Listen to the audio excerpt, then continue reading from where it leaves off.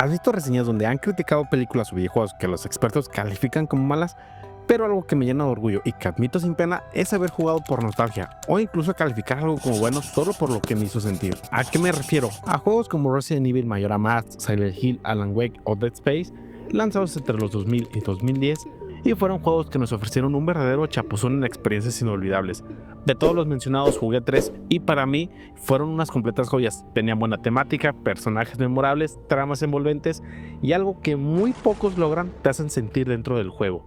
Con Resident Evil 4, un juego de terror con zombies, escenarios oscuros, personajes bien desarrollados, su atmósfera era espeluznante. Recuerdo cruzar los bosques para llegar a las aldeas o enfrentar al popodrilo del lago. También tengo bien grabado en la mente caminar por el castillo para que los perros cabrones se me aventaran en el laberinto. Y sin duda alguna la parte de Ada Wong. Estos juegos lograron lo que las siguientes entregas de Resident Evil no pudieron hacer, una clara caída en la esencia del terror. Las entregas posteriores estaban lejos de capturar el miedo visceral de los primeros Resident Evil o Resident Evil 4.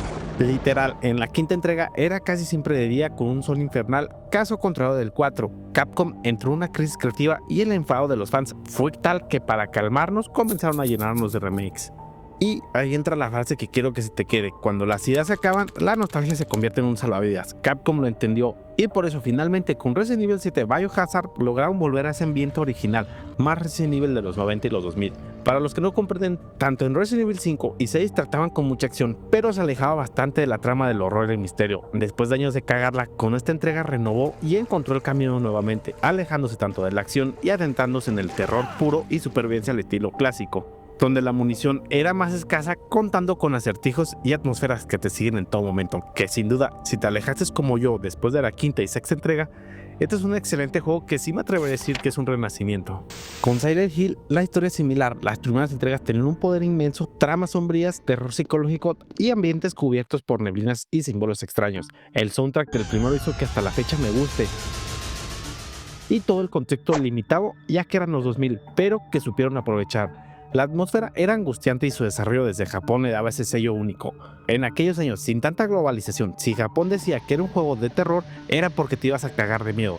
Pero luego vino la globalización y nos enteramos que el Team Silent fue disuelto y las siguientes entregas se occidentalizaron demasiado, perdiendo la esencia. La crisis creativa era clara y muchos fans rechazaron estos títulos.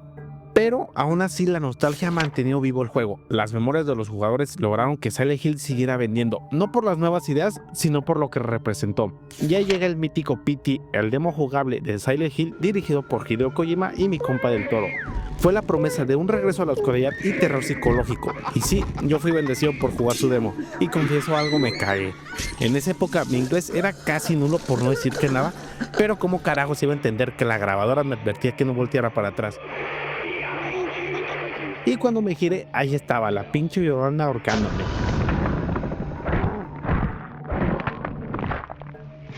Años después entendí que PT no solo era un taser, era una experiencia y representaba lo que Silent Hill era. Mostró una esperanza y pudo haber vuelto a ser Silent Hill si lo hubieran dejado nacer. Ahora con el remake de Silent Hill 2 podríamos tener una buena historia de terror psicológico y algo clave está: Silent Hill podría renacer de nuevo después de esto. Si bien la nostalgia sirve para que las empresas no lleguen a la quiebra, también sirve para recordar lo que han hecho los anteriores grupos fundadores o simplemente puedan captar la intención o idea original del juego. Solo imagínate un viernes estar jugando con lluvia de fondo y tu cena recién hecha. Tú jugando esta joya, son unas pocas palabras, oro puro. Te platicaré por qué hablo de juegos que son un tono terrorífico u oscuros, principalmente por dos motivos. Viene temporal de lluvia y es un buen motivo para hablar de esto. Y dos, es increíble cómo la nostalgia ha salvado a la industria con enormes ventas. Créeme que si estas empresas no hubieran hecho eso, ahora estarían muy enterrados este tipo de juegos. Hace poco jugué nuevamente Majora's Mask, aunque no es un juego de terror, su atmósfera y su tono lo convierten en uno de los más sombríos. El mundo se está colapsando, tienes 3 días para evitar un apocalipsis, un güey que vende skin te está indagando y cada vez que viajas en el tiempo ves a los personajes repetir sus rutinas esperando un pinche meteorito. El juego toca temas como la pérdida, miedo al olvido, rostros tristes, las máscaras con historias trágicas y la música inquietante te envuelven. No es terror psicológico, pero es una experiencia emocionalmente perturbadora. Y para un niño con esa carga de trama es algo que dejará marcado sin dudarlo. Desde los aspectos que veías el reino desolado con los zombies que se te colgaban como pinche vendedor de Coppel, decir que un juego que te da esa sensación de vacío es algo que no dejas pasar así como así. Pero con el tema de la nostalgia, Nintendo hizo una buena chamba. Lo lanzó cuando recién preparaba el juego final de Breath of the Wild, pero sin duda fue una excelente idea regresarnos a la idea del único Zelda sombrío que tenemos, pero prácticamente lo hizo con una estrategia de recurrir a la nostalgia para poder preparar su platillo fuerte.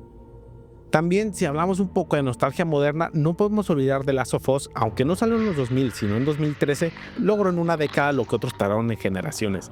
El remake con su música e historia, porque es un mundo roto que está yendo al carajo. Aquí Naughty Dog no tenía crisis financiera o creativa. No todas las empresas recurren a la nostalgia porque está al borde del abismo. Algunas lo hacen para recuperar la confianza, para volver a conectar emocionalmente con su comunidad. Naughty Dog no estaba en las ruinas, pero después de un huracán de críticas con la segunda parte de lo que le pasó a uno de sus personajes, decidió recordarnos el amor del primero, algo así como una relación tóxica. Algo que me gustaría abordar, que si no te has preguntado por qué nos gusta tanto este tipo de temas sombríos y oscuros, realmente es por varias razones psicológicas, que si bien yo no soy psicólogo, pero en la carrera sí abordamos muchos temas y he investigado demasiado de esto. La sensación de seguridad o de soledad que podemos llegar a sentir en el juego es muy grande. En videos pasados hablé de cómo nos identificamos con los videojuegos, ya que somos un jugador más, pero las decisiones que tomemos afectan al personaje. Pero en un juego como Zelda, que no es de miedo ni de terror, pero sí toca temas del vacío existencial o la inquietud de una manera muy emocional y simbólica, te deja una sensación de nostalgia y aventura en bucle. Con Silent Hill, este sí es 100% de terror psicológico, pero abordando temas no de miedo de monstruos, sino de miedo psicológico. Este te deja un tipo de vacío de culpas, traumas o problemas que va cargando el protagonista. Este tipo de terror es algo que te hace pensar en introspectiva, y díganos masoquistas, pero la gente que los juega busca sentir esta incomodidad o tristeza. Por su parte, Resident Evil, que si bien sí da un poco de miedo, sobre todo las primeras entregas, este aborda temas más de supervivencia. Tus balas son escasas, con los terrenos que están infestados de criaturas, y en las primeras entregas que fueron escasas las balas, te da un tipo de adrenalina de supervivencia, donde comienzas siendo alguien muy débil, pero vas adquiriendo más poder y más armas. De los demás juegos como Dead Space y Alan Wake, me hubiera gustado decir todo del por qué han sido unas reverendas joyas, pero me siento triste de no haber podido jugarlos, pero sí confieso que me llama un poco la atención. Sé que Alan Wake, si entra en el terreno del terror psicológico, es un escritor atrapado en su propia historia y se enfrenta a la oscuridad que él mismo crea, y por otra parte Dead Space, sé que es un survival horror, no es de terror psicológico puro, pero los elementos están ahí. La combinación de terror corporal con la degradación mental del personaje lo convierte en una experiencia angustiante. En conclusión, posiblemente encuentres cosas que digan que las pelis o juegos actuales son caca, pero güey, si lo ves como algo que es para recorrer tu niñez, está de lujo. No sé ustedes qué piensan, pero me gustaría leerlos. Pero a mí, personalmente, sí me gusta que aunque hagan cosas que no son 100% leales al juego, agradezco y aclaro, no me refiero que hagan caca lo que amamos, pero no creo que sean tan malas. Además han ido mejorando. Realmente la nostalgia es un alivio tanto para nosotros como para las empresas. Al final, estos juegos no solo nos asustaron o entretuvieron, nos acompañaron en momentos que quizás ya ni recordemos, y por eso no importa si las críticas los destrozaron, para nosotros siguen siendo tesoros. Y bien, ¿tú qué piensas de estos temas? ¿Cuál es tu juego de refugio? Déjamelo aquí en los comentarios. Nos vemos en el próximo video. Bye.